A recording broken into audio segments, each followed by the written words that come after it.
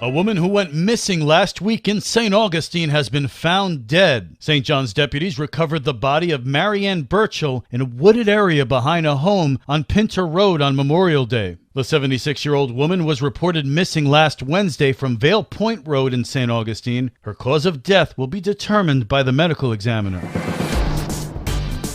This local news is a service of your hometown Toyota dealer, Beaver Toyota US 1 St. Augustine, here to wow you.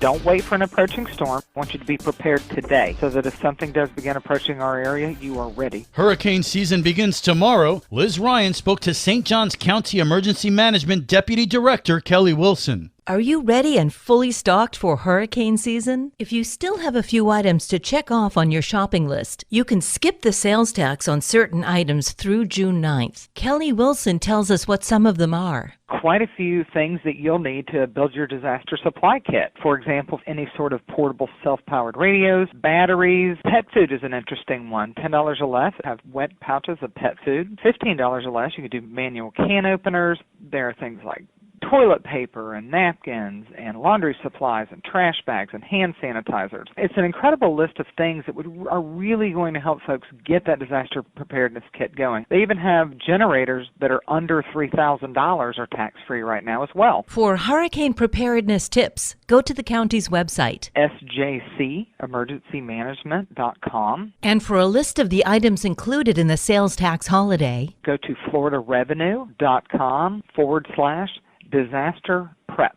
Sales tax holiday runs now through June 9th, and there will be a second sales tax holiday in August. But we want you to take advantage of this one so you can be prepared with hurricane season beginning here this week. For St. Augustine's Local Morning News, I'm Liz Ryan. As educators in St. Johns County continue to await word from the school board on whether it will vote for pay raises in compliance with a special magistrate's order, St. Johns County commissioners discuss the issue. Commissioner Henry Dean says he's tired of hearing that growth is the problem. Before we agree that the answer is to stop growth in this county, I think we should see how much money has been spent, how it's been spent, and look at that as an issue, because from where I sit, I think that's a tremendous amount of revenue that has been generated in this county based on growth, business growth, residential growth, plus the half-cent sales tax, plus all the money that comes from the state. Commissioner Krista Joseph expressed frustration. We keep running into the same problem every time we talk about approving and roads and traffic. It comes back to the school. And I think at some point, I don't know why the commission can't meet with the school board. Is that appropriate? And don't forget, even if we build the buildings, there has to be the teachers to be in the classrooms. So there's that issue also. Commissioner Sarah Arnold says the commission used to have meetings with the school board. That hasn't taken place, I think, since I've been on the board, which was December of 21. So I don't know if we've got something like that coming back up. And again, to staffing, that also comes down to workforce housing. I know that the special magistrate just ruled in with the school board in terms of giving the teachers and the union what they had asked for, but it also comes down to them being able to afford to live here. Under the proposal supported by the special magistrate and recommended by the superintendent, teachers would see salary raises of more than $1,100. Those rated effective or highly effective would see higher increases. With St. Augustine's Local Morning News, I'm Amy Cherry.